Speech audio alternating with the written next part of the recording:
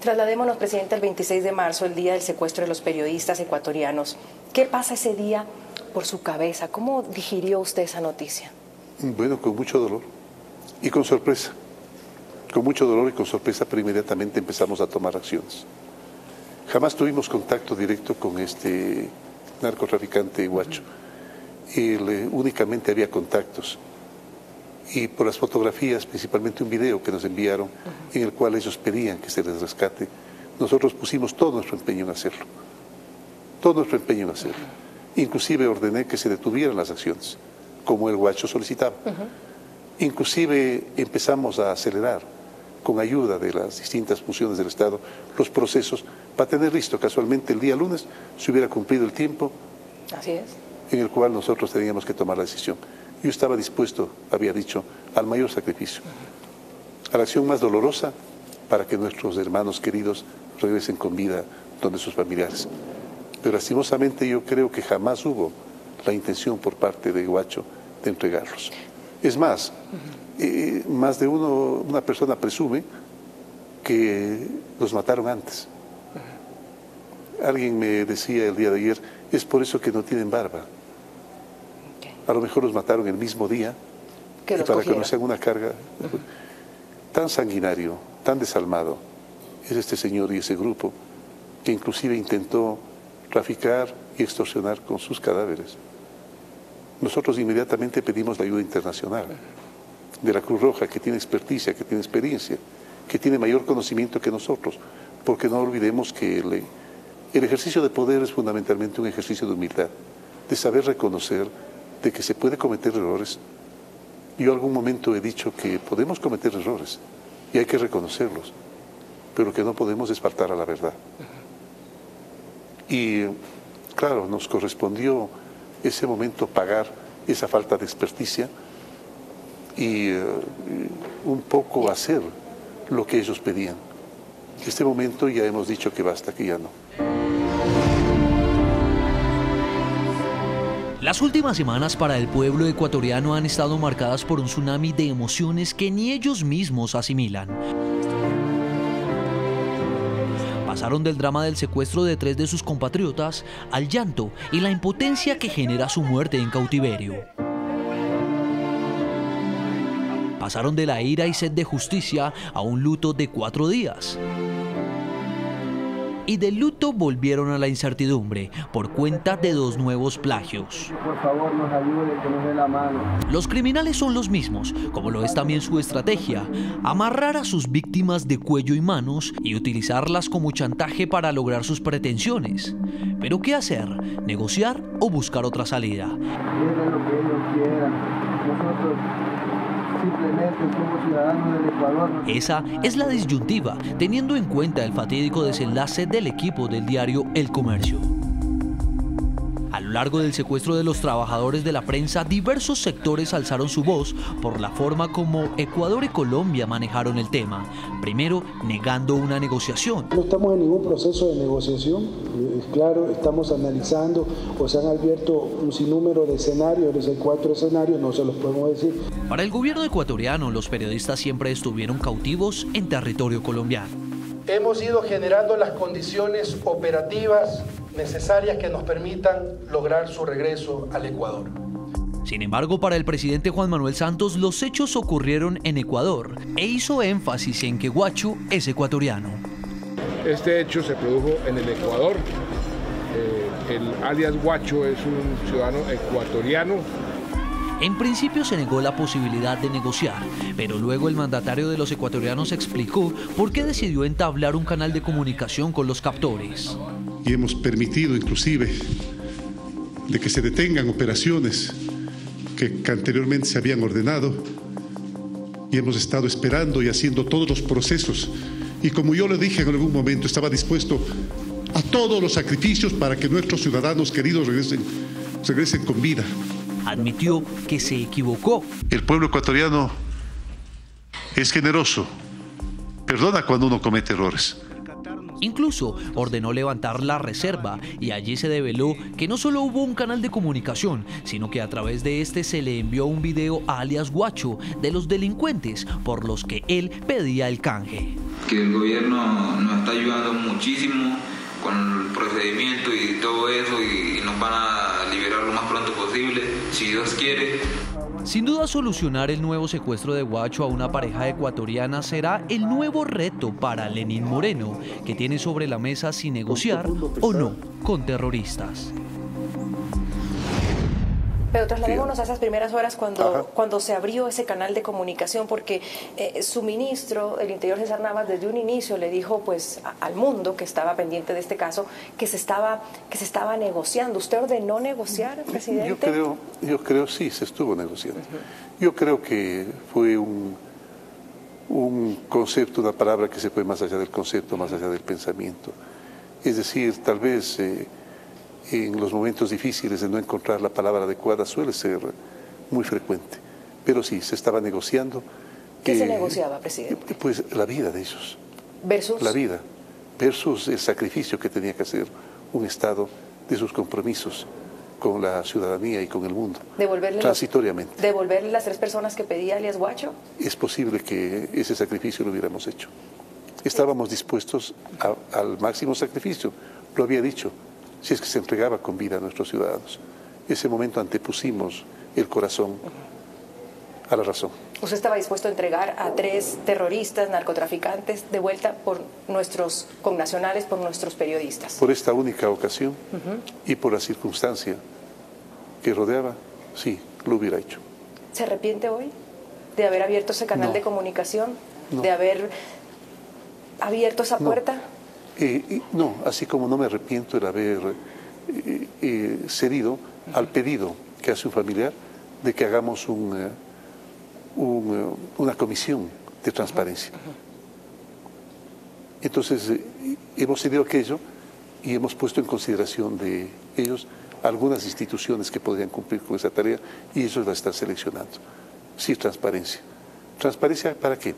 Para que haya paz en los corazones de los familiares, y transparencia para que nosotros podamos detectar nuestros aciertos y nuestros errores para o no repetirlos o repetirlos si es que hace falta. ¿Queda en su corazón, presidente, que a los familiares siempre se les habló con la verdad? Sí, sí.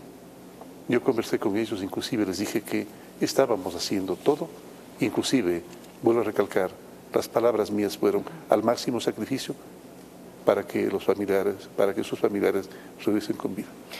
¿Qué falló? Es decir, si se tenía una comunicación, si había la apertura que usted nos está diciendo, claro que nos revela que quizás los mataron mucho antes, donde hubo un quiebre, se falló confiar. ¿Ustedes confiaron demasiado? Sí, se falló en confiar en que la palabra del criminal tenía valor. Ahora que lo veo claro, jamás tuvo la intención de entregar con vida a nuestros hermanos. Yo creo que lo que estaba es ganando tiempo para consolidar más territorialmente su poder.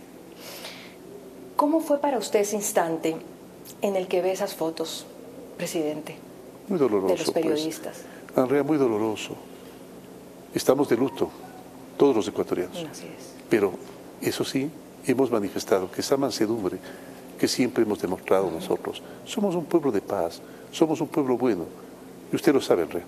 Somos un pueblo de paz, un pueblo bueno, que secularmente ha vivido así, que ama la paz y se siente en su estado de confort en ella. Pero también podemos ser duros y también podemos tomar decisiones duras el momento en que manifestamos que no nos arrendramos. ¿Por qué le dio 12 horas en esa ocasión a Guacho, presidente? Bueno, le di 12 horas porque pensé que ya era suficiente, Es decir, porque había algunas señales que daban los expertos de que las fotos podrían no corresponder a la realidad. Claro, o sea, había un porcentaje que todavía les decía que había fe de algo. Claro, la experticia de la gente que trabaja en el ámbito forense de la policía no puede hacer pues un examen correcto, exacto, más bien dicho, no correcto, exacto de una fotografía. Y siempre dejaba abierta la posibilidad de que no. Es por eso que dije al Guacho, ya basta. Nosotros estamos dispuestos a cumplir con los requerimientos, pero entréguenos con vida. Hagamos el canje con la vida de nuestros conciudadanos. Y ese día lo vimos en América Latina, en una cadena nacional muy sentido. recuerdo que me sorprendió, le temblaba la voz, parecía que usted iba a quebrarse en ese momento. ¿Estuvo a punto, presidente? ¿Le costó ese día esa cadena nacional? Yo creo que todos los ecuatorianos estábamos en la misma situación. Al mismo tiempo nos acompañaba el dolor, pero también la ira. ¿Usted estaba más enojado? Estábamos enojados, por supuesto que estábamos enojados. Estábamos enojados y no podía ser de otra manera. Había una enorme posibilidad de que hayan cegado la vida de nuestros compatriotas. ¿Cómo fue el instante, presidente, donde usted se reúne con esas familias y les dice que sus queridos, que sus amigos, que sus hijos, que sus novios, esposos, hermanos estaban muertos? Bueno, hay diferentes reacciones. La suya primero. Sí, diferentes reacciones. Y casualmente, un momento antes, el ministro de Defensa de Colombia, que gentilmente está dando su asesoramiento, recordemos que Colombia tiene mucha experiencia en este ámbito, y se ha ofrecido abiertamente el presidente Santos a tener un canal abierto permanentemente para poder conversar y poder tratar de esta corresponsabilidad en el tema. El ministro de Defensa nos dijo, el principal recurso que tienen ellos es el de quebrar la unidad de una nación. ¿Cómo? Haciendo que los familiares identifiquen como culpables a los gobernantes y no a los criminales. Entonces yo me quedé en la cabeza. Y con eso en la cabeza pasé a conversar con ellos. Momentos muy difíciles. Inclusive había una señora querida que me manifestó muy duramente su descontento. Yo entendí su posición. Soy una persona calmada. Conversé con ellos, sentí como propio el dolor, que era lo más importante, y así lo manifesté, con verdad, lo que yo sentía, con verdad lo que habíamos hecho, y con verdad también que estábamos dispuestos a transparentar absolutamente todo lo que había ocurrido. ¿Lloró alguna vez, presidente, con su esposa, con su familia, con alguno de los que nos acompaña aquí? Sí, niña. Sí. Ese momento se me fueron las lágrimas. Se me fueron las lágrimas, y tal vez eso fue la razón por la cual la señora, el momento en que yo manifesté mis últimas palabras, ella con un símbolo de paz dijo amén. Qué duro, ¿ah? Sí, es duro. Es duro, pero es tarea de un gobernante saber sacar fuerzas de una flaqueza. ¿Y de dónde la saca, presidente? Bueno, allí siempre está. No olvidemos que Jesucristo nos dejó como enseñanza las virtudes, nosotros las llamamos valores. Y entre por una parte las virtudes teologales que supuestamente nos acercan a Dios.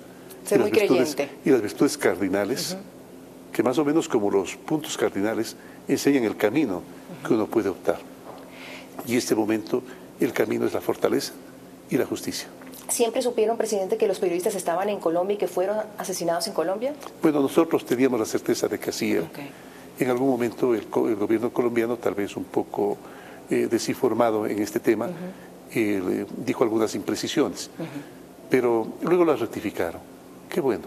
Mire, qué nobleza de corazón es saber rectificar el momento en que uno se equivoca. Al final, presidente, el presidente Santos, cuando ya se habían asesinado a los periodistas. Bueno, pero es que entendemos nosotros que ellos también estaban haciendo todos los esfuerzos para que los periodistas regresen con vida. El discurso también del presidente Santos y de Colombia, que alias Guacho es ecuatoriano y que eso pasó en Ecuador, ¿a usted cómo le sintió? Pero importa mucho la nacionalidad. Pregunto yo porque el presidente Santos es el que hace énfasis en que es ecuatoriano. Pero, bueno, yo respeto, por supuesto, el pensamiento del presidente Santos, no faltaba más. Es un querido amigo con el cual estamos trabajando conjuntamente, coordinadamente, para que esto tenga una solución feliz. Pero, claro, lo que manifestaba hace un momento, ¿acaso importa realmente de dónde sea? Lo importante es que su acción criminal de la producción de la coca y el procesamiento de la cocaína la realiza en el territorio colombiano. Aquí en el Ecuador no hay plantaciones de coca, ni hay laboratorios de procesamiento de cocaína, pero lo que sí es verdad es que el tránsito lo estaba haciendo a través del río Mataje, por ejemplo, de carreteras como estas, y en las cuales, pues, lastimosamente lo hacía de manera libre. Y lo hacía tan de manera libre que ahora se encuentran, ya cuando se interviene, se encuentran muchos depósitos de cocaína. Y recordemos nosotros que en las playas de Esmeraldas y Manabí empezaban a aparecer estos paquetes típicos de la cocaína que los pescadores y los habitantes del litoral las recogían, empezaban a aparecer. ¿Por qué? Sencillamente porque tal vez descubiertos por las autoridades, quienes transportaban la cocaína la tiraban al mar, o porque sus barcas se viraban. Imagínense, si se viraban y encontrábamos, ¿cuántas habrán pasado? De acuerdo. ¿Cuántas habrán pasado? Hace un momento acabo de ver un video que me lo pasaba el periodista Fernando Rincón, en el cual evidencia inclusive un testigo de estos protegidos que las FARC entregaba dinero para las campañas del expresidente Correa. Yo pedí que se compruebe su veracidad. Vi unas 2 o 3 imprecisiones allí que también las manifesté. Puede ser así, lo había manifestado, que es una falta de ética a la moral y un irrespeto a lo que debe ser la política. Eso no se ha podido comprobar. Aporte de las FARC al gobierno de Rafael Correa, a la campaña de Rafael Correa. Bueno, pero nosotros lo vamos a investigar y vamos a entregar ese video a las autoridades, porque a partir de mi ascenso al gobierno, yo establecí que uno de los mecanismos para luchar contra la corrupción era el de dar autonomía a las instituciones, dar autonomía a las funciones de control.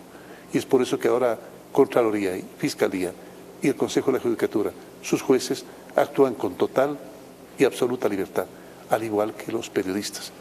Actúan con absoluta y total libertad.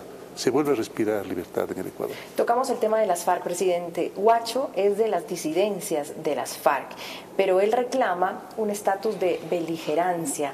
¿Usted le da ese estatus? Es el disfraz que se coloca. Es el disfraz que se coloca. Inclusive escuché de un periodista, parece que muy conocido en Colombia y en el mundo, Mervin Hoyos, escuché, y que parece que tiene mucho conocimiento acerca del tema. Él es de la Organización de Secuestrados en Colombia. Sí, escuché un criterio de que no había habido tal fraccionamiento de las FARC, de que las FARC, un poco con antecedentes, que sería muy largo relatarlos en este momento, que como por antecedentes X conservaban un brazo armado y conservaban un brazo de financiación. No sé si sea verdad, habrá que comprobarlo, pero creo que es una hipótesis que tiene algo de asidero con la realidad. Habrá que investigar. En Colombia dicen que son disidencias de las FARC. ¿Usted los llama terroristas? Sí, son terroristas, son narcotraficantes, son bandidos, son delincuentes. ¿Le preocupa, presidente, que aquí en el Ecuador se está negociando un proceso de paz con el ELN, que hacen lo mismo, voladuras de torres de energía, secuestran gente, yo he solicitado, ¿no le preocupa a la canciller, eso? He solicitado a la canciller. No se olvide usted, Andrea, que gracias a la intervención del Ecuador se logró que el ELN frene su intervención cuando el Papa visitó Colombia, lo cual podía haber sido un anticipo feliz de lo que podría ocurrir. Pero he solicitado a la canciller del Ecuador que frene esas conversaciones y que frene nuestra condición de garante de ese proceso de paz, mientras el ELN no se comprometa a dejar de cumplir esas actividades terroristas. O sea, en este momento el Ecuador no va a servir como garante para ese proceso de paz. Si es que siguen con actividades de este tipo, no. Pero se habían retomado, ¿se acuerda? Bueno, precisamente por eso he dado la disposición de que ya no más. ¿Hay un plazo? No, enseguida. ¿Y el presidente Santos ya lo sabe? Debería saberlo, creo ya, porque la canciller debe haberse comunicado ya con la señora María Ángela Holguín, que es la canciller de Colombia. Sí. ¿Fue en estos días cuando vino Ayer. ¿Ayer? O sea, ayer se toma la decisión que Ecuador no es más garante de este proceso de paz hasta que el ELN demuestre que le interesa la paz. Y la señora canciller tiene la obligación de cumplirla. ¿Usted cree que el gobierno colombiano se lavó las manos, presidente, frente a lo que estaba sucediendo en el Ecuador? ¿O usted se sintió apoyado, consolado por el presidente Juan Manuel Santos? ¿O lo dejaron ahí a que vean cómo resuelven ese problema? En circunstancias difíciles los seres humanos no suelen actuar como regularmente lo hacen. Claro, son circunstancias excepcionales y también la respuesta suele ser excepcional. Y yo creo que eso es lo que ocurrió. Es por eso que se cayó en imprecisiones y que entendemos por la situación. Pero en este momento estamos claros, el momento en que hemos recuperado un poco el mejor sano juicio, este momento podemos conversar de la corresponsabilidad, de coordinar acciones y de la necesidad de que definitivamente estos criminales tengan que rendirse ante la justicia. Me suena que sí se sintió un poco solo. No. Que hubiera podido haber más ayuda. Los ministros llegan después de que asesinan a los periodistas, presidente. Es posible que sí, más vale tarde que nunca. ¿Alguna vez el gobierno ecuatoriano le pidió al colombiano que se mantuviera al margen? Bueno, sí, y entendemos que sí se hizo. El momento en que nosotros atendimos al requerimiento de que se frenen las acciones. Nosotros lo hicimos y entendemos que el hermano gobierno de Colombia también lo hizo. Nosotros no estamos pues para verificar si eso se cumplió o no, pero desde frontera así se podía verificar. Volvamos al tema de la responsabilidad o la permisividad al anterior gobierno, porque hay un término que usted utiliza, que es la mesa servida, que no había tal mesa servida cuando usted llega en temas económicos, pero parece que se había una mesa servida para el narcotráfico y para los narcos en Ecuador. Bueno, eso no podría decirlo con precisión, pero lo que sí es verdad es que el momento en que se me manifestó, todos tres temas, cuando el presidente Correa me visitó en Ginebra, me aseguró, porque yo le dije, mire Rafael, tú sabes que yo no pienso exactamente como tú. Entonces me dijo, Lenín, tú eres el presidente, tú vas a ser el presidente, entonces tú tendrás derecho a tomar tus decisiones. Pero tú eres muy propenso a criticar, le dije, Rafael. Yo me voy a ir a Ginebra, a Bélgica, me manifestó, y no voy a decir una sola palabra, Lenín. No voy a decir una sola palabra. Me voy a dedicar a mi esposa y a mis hijos, que les debo, después de 10 años de haberlos un poco abandonado. Y me manifestó además, porque claro, yo inquirí acerca de cómo estaba el asunto económico, y me dijo que la mesa quedaba servida. ¿Él usó esa palabra? Sí, él usó la palabra de la mesa servida. La mesa servida, bueno, hasta ahora estamos descubriendo deudas, ¿no? Hace apenas un mes y medio apareció una nueva deuda de más de 3.000 millones de dólares. Y no le dijo ni una sola palabra, pero no dejó de manejar el Twitter, presidente. No, pues al otro día mismo. Al otro día, pues empezó a criticarme. Yo pienso que el asunto fue perversamente maquinado. Dejar una mesa servida, entre comillas, para que el gobierno que venía, que podía ser yo, podía ser tal vez mi opositor político en ese tiempo, el señor Guillermo Lasso, cualquiera, fracase y enseguida volver como El Salvador. Después de haber utilizado inmensos, ingentes recursos, jamás en la vida ningún gobierno ha tenido. Es más, se hace el cálculo de que la sumatoria de todos los presupuestos que han tenido los gobiernos anteriores no dan aquello que el gobierno de Rafael Correa utilizó.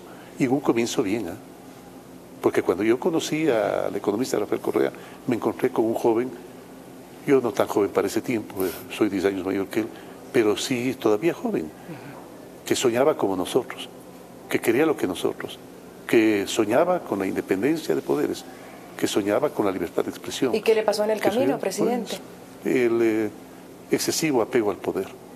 Es por eso que yo recuerdo siempre como una anécdota aquello que le sucede al Nibelungo, a esos enanos que fabricaron el anillo del poder, que se recrea bastante bien en las películas. Es una trilogía, creo, del Señor de los Anillos. Se recrea bastante bien. El Nibelungo Gollum encuentra el anillo fabricado por otro Nibelungo. Lo toma porque desea poder. Y el poder le pervierte. ¿Por qué? Porque ese anillo tenía además la condición de que las personas que adquirían poder, cada vez que tenían más poder, se iban mermando en su capacidad de amar. Y el momento en que pierde la capacidad de amar. Y es más, recordemos que en la tetralogía de Wagner, Los Nibelungos, en la última parte, cuando votan el rey de los dioses, que es más conocido como Odín, Botan trata de apoderarse de ese anillo que proporcionaba un poder extremo, pierde la capacidad de amar, pierde la noción de las cosas, y es cuando Wagner, de una forma metafórica, alegórica, muy linda, manifiesta que se da el ocaso de los dioses. Así es cuando el ser humano se olvida de los dioses. La analogía al presidente Rafael Correa. Me parece que algo así ocurrió, el exceso, el querer excesivamente el poder, el querer pertenecerse el poder, lastimosamente le pervierte a uno, le vuelve un ser siniestro, pervierte el círculo que se vuelve excesivamente lambón y sobre todo pervierte la capacidad de identificar con claridad, diferenciar lo que está bien y lo que está mal. Es por eso que inclusive el presidente Correa ahora se anda paseando al mundo en aviones privados con guardia personal que a veces deslumbra la cantidad, porque nosotros no tenemos entregado no les tenemos dado tanta, y anda hablando de que siempre desconfió de mí. Él dice de que siempre creyó que yo era una mala persona. Y yo siempre manifesté y creí que él era una buena persona. ¿Y usted en esos años, en esos 8 años que trabajó con él, siempre se llevó bien con él? Sí. ¿Sí? Sí, nos llevamos el quiebre se da después. Cuando yo me fui a Ginebra, como enviado especial de Naciones Unidas, yo dejé a una persona que todavía creía en no perennizarse en el poder. Y entonces se equivocó, presidente. Él dice que siempre tuvo una mala opinión de mí. Y yo he manifestado que tuve una buena opinión de él. Pero es probable que ambos hayamos estado equivocados. Volvamos al tema de la permisividad y lo que hablábamos de desmantelar la capacidad operativa de las fuerzas militares. Eso es uno, pero hay también un problema, presidente, con la inteligencia en el Ecuador, el tema del manejo de la inteligencia en el país, porque